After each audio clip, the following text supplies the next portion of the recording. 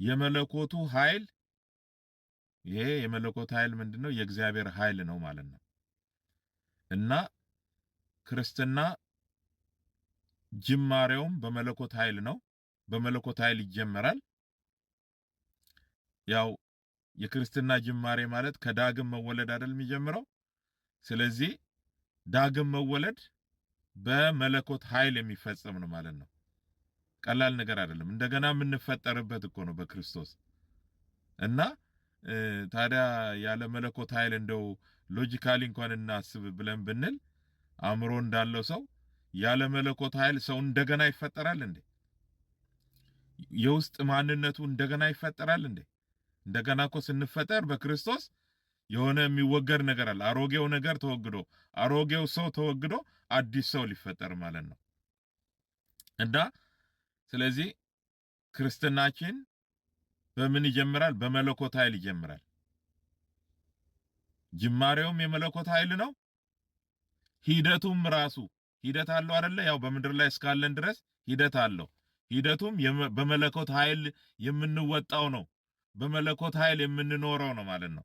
ሂደቱ አካሄዳችንን ከእግዚአብሔር ጋር አድርገን የምንኖርበት ነው።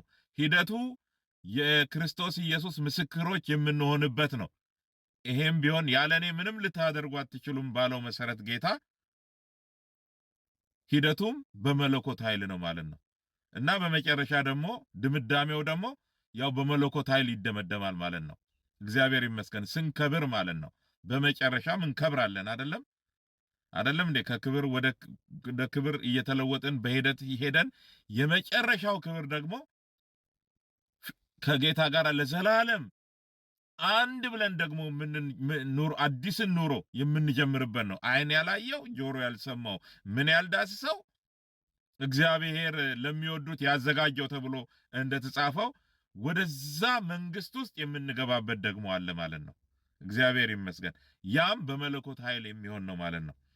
እና እኔ በጣም የገረመኝ ነገር መጽሐፉ ምንም ነገር ምክንያት ላንደረድር ላናመካኝ በግልጽ ቁጭ ያደረገው ነገር አለ። እሱ ምንድነው? ለህይወትና እግዚአብሔርን ለመምሰል የሚሆነውን ነገር ሁሉ ስለሰጠን ይላል። በእግዚአብሔር የመለኮት ኃይል እውነት ከመለኮት ኃይል ጋር ተገናኝተን ከሆነ የመለኮት ኃይል እውነት አግኝቶን ከሆነ በዛ ውስጥ ምን ተሰጥቶናል ነው የሚለው? እግዚአብሔርን እየመሰልን እንድንኖር የሚያደርገውን ነገር ሁሉ ሰጥቶናል ይላል። ያ ከሆነ እንግዲህ ዛሬ እግዚአብሔርን መስሎ መኖር ነው ያልቻልኩት የምንል ሰዎች ካለን ጥያቄው የመለኮት ኃይል ተሰጥቷል ወይስ አልተሰጠህም ነው የሚሆነው ማለት ነው። ወይም ደግሞ የመለኮት ኃይል ጋራ ተገናኝተሃል ወይ ኢንካውንተር አድርገሃል ወይ ከመለኮት ኃይል ጋራ የሚለው ይሆናል ማለት ነው። የመለኮቱ ኃይል በገዛ ክብሩና በበጎነቱ የሚገርመው ነገር ይሄ ነገር ደግሞ የሆነው ከኛ እንዳይደለ የሚያመለክ በበጎነቱ ይላል። የእግዚአብሔር ቸርነት የእግዚአብሔር ፌቨር ነው ማለት ነው። በበጎነቱ እግዚአብሔር ይህንን አደረገ ይላል። እና ይሄ የመለኮት ኃይል እንዴት ይገለጣል በሰው ህይወት ለሚለው በብዙ መንገድ ይገለጥ። የመለኮቱ ኃይል በኢየሱስ ክርስቶስ ደም አማካኝነት ይገለጣል።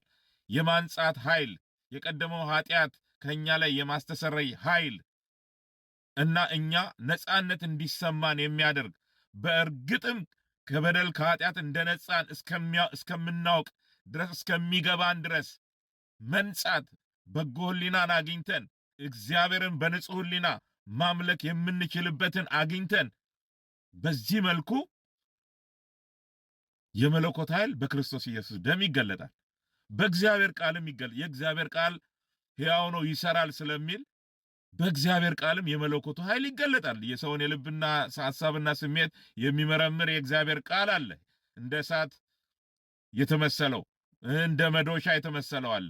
ስለዚህ የሚፈነቃቅለውን የሚሰባብረውን ሰባብሮ የእግዚአብሔርን ነገር የሚተክል የእግዚአብሔር ቃል አለ ማለት ነው። ሕያው የሆነ የእግዚአብሔር ቃል አለ።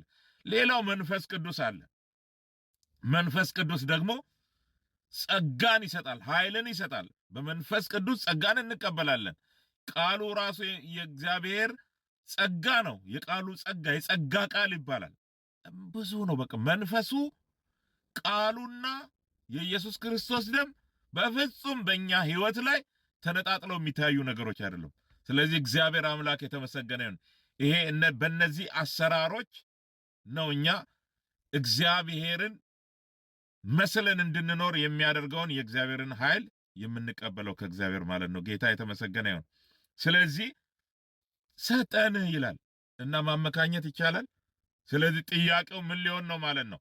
በጌታ መኖር አልቻልኩም የሚል ሰው ካለ ጥያቄው የመለኮቱ ኃይል አግኝተዋል ወይ የሚለው ጥያቄ ይሆናል። ጌታ ኢየሱስ ክርስቶስ ያለኔ ምንም ልታደርጉ አትችሉም ብሏልና ያለኔ ምንም ልታደርጉ አትችሉም ካለው ጋር ተገናኝተ በሱ ለመቻል ራስን ሰጥተዋል ወይ የሚል ጥያቄ ይነሳል ማለት ነው። እና እግዚአብሔር ይርዳን ቅዱሳን። እና በጣም ደስ ይላል። ሁሉ ከእርሱ ነው፣ በእርሱ ነው። ስለዚህ መጨረሻ ላይ ክብሩን ሁሉ አምጥተን ለእርሱ እንሰጣለን ማለት ነው።